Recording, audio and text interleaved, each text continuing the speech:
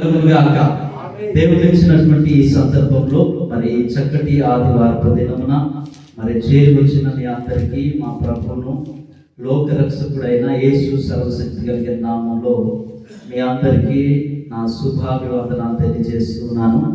ఈ యొక్క సమయంలో మరి దేవుడు మనకిచ్చినటువంటి ఈ శుభ సందర్భంలో దేవుడు మనతో ఏం మాట్లాడబోతున్నాడో వాటిని దేవుడే బయలుపరచునుగాక. హల్లెలూయా.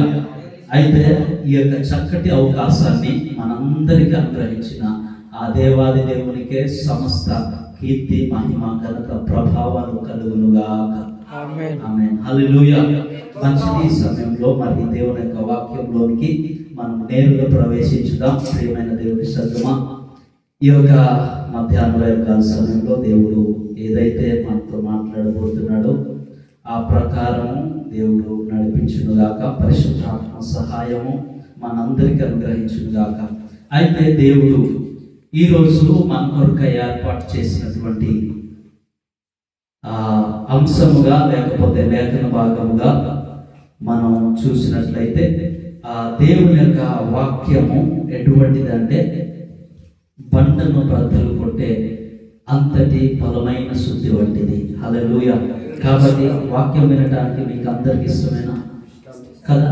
ఇష్టం లేకపోయినా, ఎందుకంటే వాక్యము మన జీవితాలను మారుస్తుంది, వాక్యము మన బ్రతుకులను మారుస్తుంది, మా స్థితిగతులను మారుస్తుంది. ప్రియమైన వాళ్ళరా, ఈరోజు కనుక దేవుని యొక్క వాక్యాన్ని విని మనమందరం బలపరచబడితే, ఆ వాక్య ప్రకారంగా మనం జీవిస్తే ఖచ్చితంగా దేవుడు ఆ ప్రకారమే నడిపిస్తాడు. హల్లెలూయా. మంచిది. నేడు మన కొరకై దేవుడు ఏర్పాటు చేసినటువంటి అంశ భాగంగా విశ్వాసం అంటే ఏంటి అనేటువంటి సత్యాన్ని ఈరోజు నేర్చుకోవడానికి ప్రయత్నం చేద్దాం. అయితే హెబ్రీయులకు రాసిన పత్రికలో 11వ అధ్యాయము 6వ వచనం ఎవరైనా చదవగలిగిన వారు దయచేసి క్లుప్తంగా చదివి సహకరించండి. 2వ వాక్య పట్టణముగా 11వ అధ్యాయము 1వ వచనం. 2వ వాక్య పట్టణముగా 11వ అధ్యాయము 1వ వచనం. స్త్రీ నుంచి ఒకరు, పురుషుల నుంచి ఒకరు చదవగలిగిన వారు చదివి సహకరించవలసిందిగా మనం చేస్తున్నాం. అంకిత 2 వచనాలు కూడా చదివేలే క్లుప్తంగా క్లియర్గా. 11వ అధ్యాయము హెబ్రీయులకు రాసిన పత్రిక 11వ అధ్యాయము 6వ వచనం. ఫస్ట్ సెకండ్ వన్ 11వ అధ్యాయము 1వ వచనం. తర్వాత విశ్వాసము లేకుండా దేవునికి ఇష్టుడై ఉండుట అసాధ్యము. దేవుని యొద్దకు వచ్చువాడు ఆయన ఉన్నాడనియు తన్ను వెదుకు వారికి ఫలము దయచేయువాడనియు నమ్మవలెను కదా. నెక్స్ట్, విశ్వాసం అన్నది నిరీక్షింపబడు వాటి యొక్క నిజ స్వరూపమును అదృశ్యమైనవి ఉన్నవనుటకు రుజువునై ఉన్నది. చూడండి, ఈ యొక్క వాక్య భాగాల్లో ఆ విశ్వాసమును కూర్చున్నటువంటి వర్తమానాన్ని దేవుడు నేడు మనతో మాట్లాడబోతున్నాడు. అయితే విశ్వాసము లేకుండా దేవునికి ఇష్టుడై ఉండుట అసాధ్యం. విశ్వాసం అనేటువంటిది కదా, విశ్వాసం అనేటువంటిది మన జీవితాల్లో, ఆధ్యాత్మిక జీవితాల్లో చాలా అవసరం. విశ్వాసము ఒక నిరీక్షణను కలుగజేస్తుంది, విశ్వాసము ఒక ధైర్యమును కలుగజేస్తుంది, విశ్వాసము అపజయాల్లో విజయం పొందుకోవడానికి మనలో ఉన్నటువంటి విశ్వాసమే దృఢపరుస్తుంది.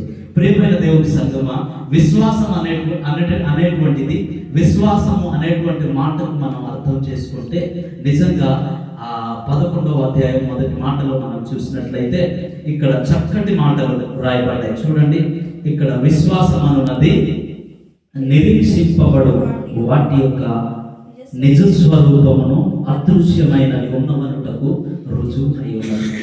ఈ అదృశ్యమైనవి కంటికి కనబడిన వాటిని ఉన్నవి అనేటువంటి సత్యమును రుజువును తెలియజేసేదే విశ్వాసం. అయితే ఇక్కడ విశ్వాసం అనేటువంటిది ఆశతో ఎదురు చూసే వాటి యొక్క సత్యమును లేకపోతే వాస్తవాన్ని తెలియజేసేటువంటి మాటనే మనం ఏమంటామంటే విశ్వాసం. నమ్మకం అని అంటారు. ఇంకో రెండో మాట మనం చూస్తే విశ్వాసం అనేటువంటిది ఆశతో ఎదురు చూసే వాటి యొక్క నిజ స్వరూపమును లేకపోతే సత్యమును అనేటువంటి వాస్తవాన్ని తెలియజేస్తే, రెండవ మాటగా నమ్మకం లేదా విశ్వాసం అనేటువంటిది కంటికి కనిపించని వాటిని వాటి యొక్క వాస్తవాన్ని నిర్ధారణ చేసేదే విశ్వాసం. దేవునికి స్తోత్రం కలుగుగాక.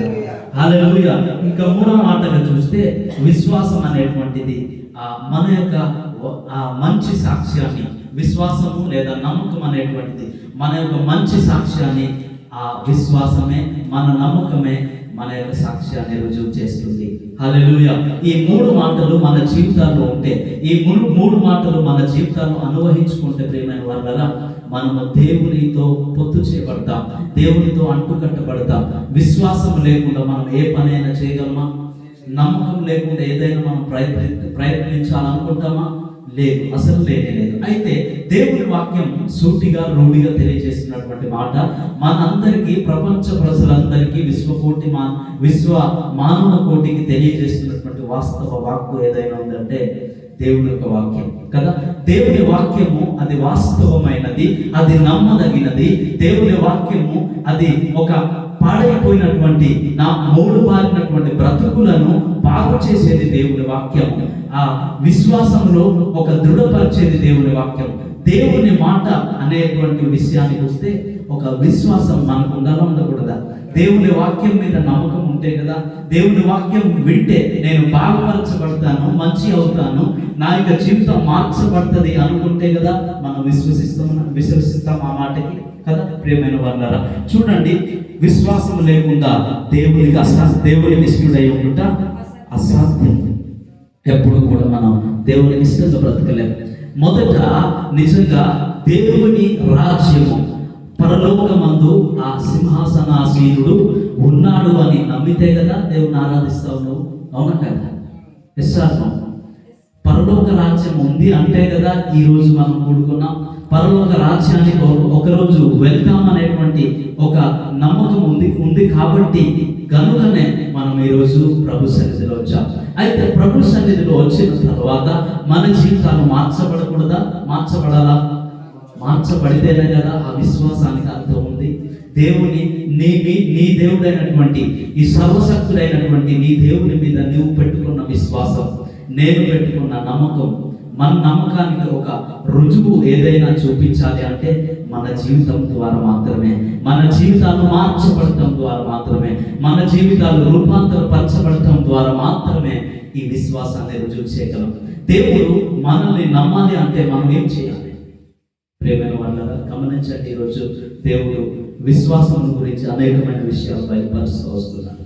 ఒకటి, నిరీక్షణ అనేటువంటిది ఖచ్చితంగా ఉండాలి. నిరీక్షణ అంటే ఆశతో ఎదురు చూస్తాం కదా.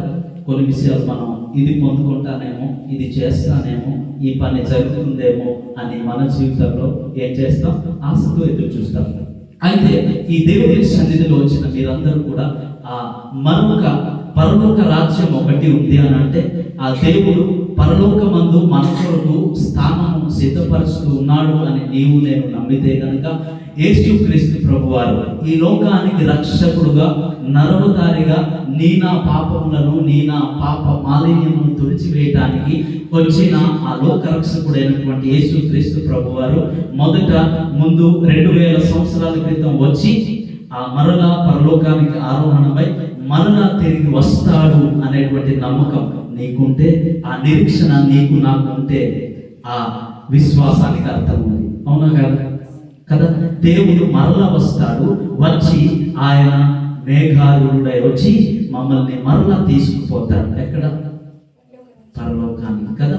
ఆ నిరీక్షణ మన జీవితంలో లేకపోతే విశ్వాసానికి అర్థం లేదు. నీవు నమ్ముతున్నావు అన్నటువంటి మాట వాస్తవమైతే, దేవుని రాజ్యం ఉందన్నటువంటి మాట వాస్తవమైతే, నువ్వు యేసుక్రీస్తు ప్రభువారిని ఖచ్చితంగా వెంబడించాలి కదా. వెంబడించకూడదు. అయితే ప్రియమైన దేవుని సంగమా, నిజంగా ఇవన్నీ మన జీవితాల్లో జరగాలి అని అంటే నిజంగా విశ్వాసం, ఖచ్చితమైన విశ్వాసం మన జీవితంలో ఉండాలి. దేవుని మీద నమ్మకం అనేటువంటిది ఆ దృఢపరచబడాలి. అయితే విశ్వాసం హెబ్రీ పత్రికలో అన్నట్లుగా వాస్తవాలు తెలియజేస్తుంది. నువ్వు నమ్మితే మనం నమ్మితే ఏం చేస్తాం? అద్భుత కార్యాలు చూస్తాం. మనం నమ్మకం కలిగి దేని కొరకైనా ప్రార్థన చేస్తే ఆ కార్యం ఖచ్చితంగా జరుగుతుంది. ఆనాడు ఏలియా ఏం చేశాడు? ప్రార్థన చేశాడా లేదా? వర్షము లేనప్పుడు భయంకరమైనటువంటి ఎండబారిన ఈ నేలలన్నీ తడపబడ్డాయా లేదా? కదా, ఏలియా ప్రార్థన చేస్తే ఆ అద్భుత రీతిగా, ఆశ్చర్యకార్య రీతిగా, ఆశ్చర్యకరంగా ఆయన అద్భుతమైనటువంటి చక్కటి వాతావరణాన్ని లేకపోతే వర్షాన్ని కురిపించాడు.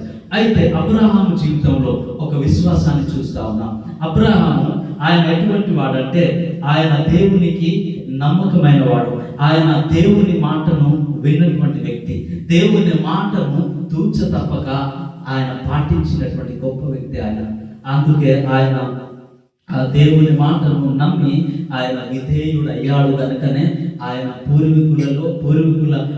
మన పూర్వపు భక్తులలో ఆయన ఒక భాగమయ్యాడు కదా.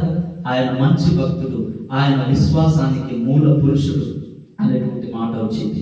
ప్రియమైన దేవుని బిడ్డలారా, నోవాహు జీవితంలో కూడా నోవాహు నమ్మకంగా ఉన్నాడా లేదా? తన కుటుంబాన్ని రక్షించడానికి నోవాహు నువ్వు ఓడ